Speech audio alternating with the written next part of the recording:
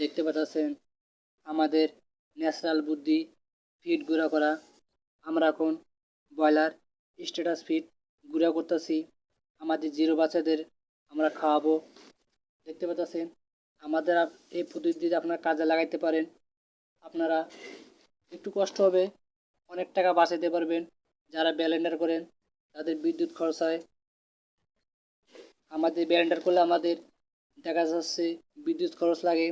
আর যখন আমাদের ফিড দরকার হয়, ব্লেন্ডার করতে গেলে দেখা কারেন্ট থাকে না, আমাদের বিদ্যুৎ থাকে না।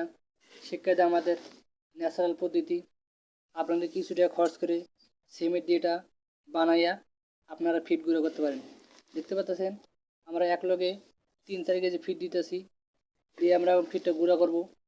আপনাদের গুঁড়া করার দেখাবো আমরা কতটি ফিড গুঁড়া করতে পারলাম, আমাদের গুঁড়াটা কি ভালো হলো না, আমাদের গুঁড়াটা আমান থাকলো কি না, আমরা ভালো করে দেখাবো। আমাদের ফিডের গুঁড়াটা ফিনিশিং কেমন আপনাদের তারপরে দেখাবো। আমরা গুঁড়া করার পর দেখাবো আমাদের ফিডের ফিনিশিংটা কেমন এসেছে। আশা করি মোটামুটি ভালো হবে আমাদের ফিড গুঁড়া করা, কেন আমাদের এটা আগেকার যুগের ন্যাচারাল পদ্ধতি। আটা বানারিয়া আমরা এখন আটা হাত দিয়ে বানাইছি। দেখবো আমাদের ফিডের ফিনিশিং কেমন দেয়। আর আপনাদের যদি ভালো লাগে আপনারা এই পদ্ধতি ফিডটা গুঁড়ো করতে পারেন, আমাদের জিরো বাচ্চা খাবে। দেখতে পাচ্ছেন আমরা 1 বস্তা ফিড গুঁড়া করব। আমাদের 1 বস্তা ফিড নিয়েছি আমরা ফিড গুঁড়া করার জন্য। আমরা এখন দেখতে পাচ্ছেন আমার পাত দিয়ে এখন গুঁড়া করব। দেখতে পাচ্ছেন আমার পাত দেওয়ার জন্য শেষার জন্য আমরা একটা বানাইছি, কাঠ দিয়ে বানাইছি। আমরা এই সিস্টেমে ফিড গুঁড়া করতেছি। দেখতে পাচ্ছেন আমাদের 1 বস্তা ফিড গুঁড়া করতে হবে।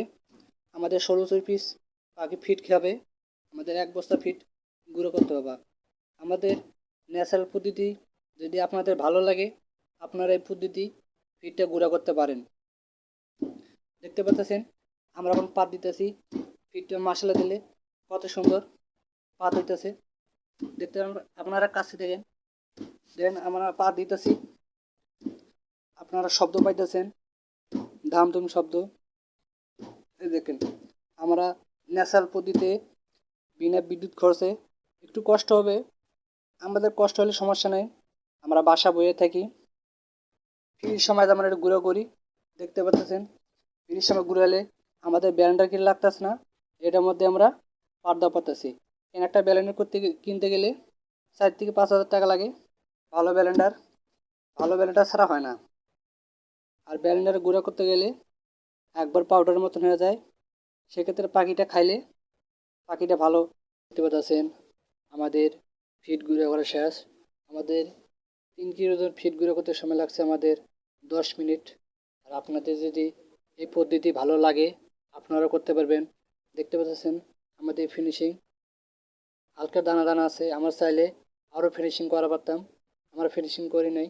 আমাদের এই পাখি আমাদের যতটুকু ফিনিশিং লাগবো, যতটুকু গুঁড়ো করা লাগবো ততটুকু পদ্ধতি গুঁড়ো করছি। আমাদের পাখি আমাদের জানা আছে, আমাদের পাখি খাইতে পারবো, বেশি বড় না, হালকা হালকা দানা দানা আছে। দানা দানা থাকলে পাখিটা খাইতে এলে পাখিটা খাবে, পাখির পেটটা ভরা থাকবে।